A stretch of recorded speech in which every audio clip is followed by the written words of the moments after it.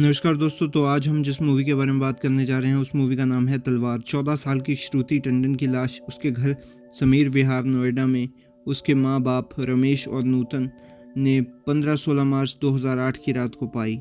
शुरू में local police श्रुति को मिसिंग सर्वेंट खेमपाल को ढूंढने की कोशिश करती है, लेकिन कुछ दिनों बाद खेमपाल की सड़ी हुई लाश टंडन के बिल्डिंग के टेरेस पर मिलती है। पुलिस फिर खेमपाल के करीबी दोस्तों और टंडन फैमिली के असिस्टेंट कन्हैया से पूछताछ करती है।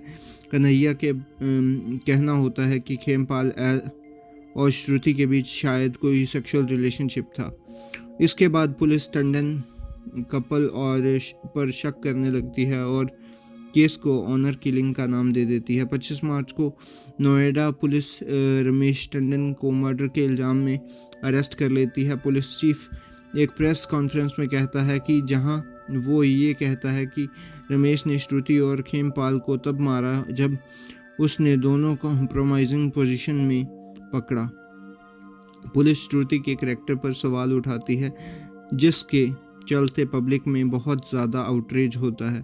फिर ये case central department of investigation को दे दिया जाता है, जिसका charge joint director Ashwini Kumar और एसीपी वेदांत को मिलता है। अश्विन कुमार इनिशियली इन्वेस्टिगेशन देखकर बहुत ज़्यादा नाराज़ होता है। उसके हिसाब से क्राइम सीन का काफ़ी स्लोपी हैंडलिंग हुआ था। अश्विन को लगता है कि पेरेंट्स निर्दोष हैं और वो सिस्टमेटिकली एक केस बिल्ड करता है अगेंस्ट रमेश के असिस्टेंट, जिसके मन में रिसेंटमेंट था। सीडीआई टीम नार्को टेस्ट के भी यूज़ करती है ताकि ये प्रूव किया जा सके कि असिस्टेंट और उसके दो साथियों ने मिलकर ये मर्डर किया।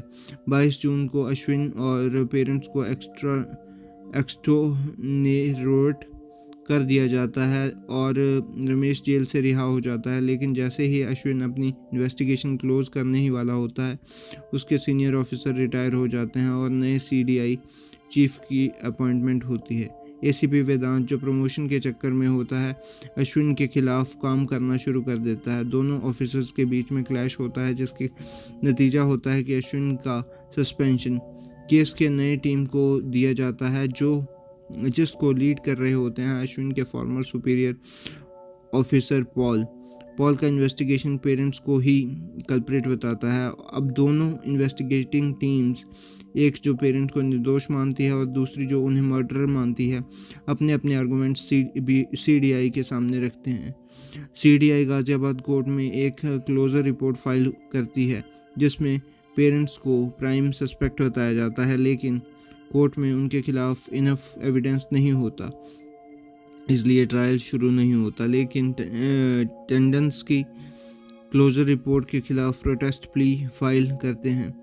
जजेस क्लोजर रिपोर्ट के रिजेक्ट कर देता है और पेरेंट्स को एक्यूज़ करता है। 8 जून 2012 को ट्रायल स्टार्ट होता है और कुछ महीने बाद टंडन कपल को मर्डर के लिए कन्विक्ट कर दिया जाता है। तो दोस्तों, ये आपको स्टोरी कैसी लगी? ये मैंने बहुत ही पहले देखी थी, तो मुझे थोड़ी थोड़ी कुछ याद थी, तो उसी को लेकर मैंने ये स्टोरी का रिव्यू बनाया। तो आपको कैसा लगा ये आप कमेंट बॉक्स में लिखें। ये था मेरा रिव्यू। मैं मिलता हूँ आपको किसी और मूवी के साथ, किसी और रिव्यू के साथ। तब तक के लिए बाय।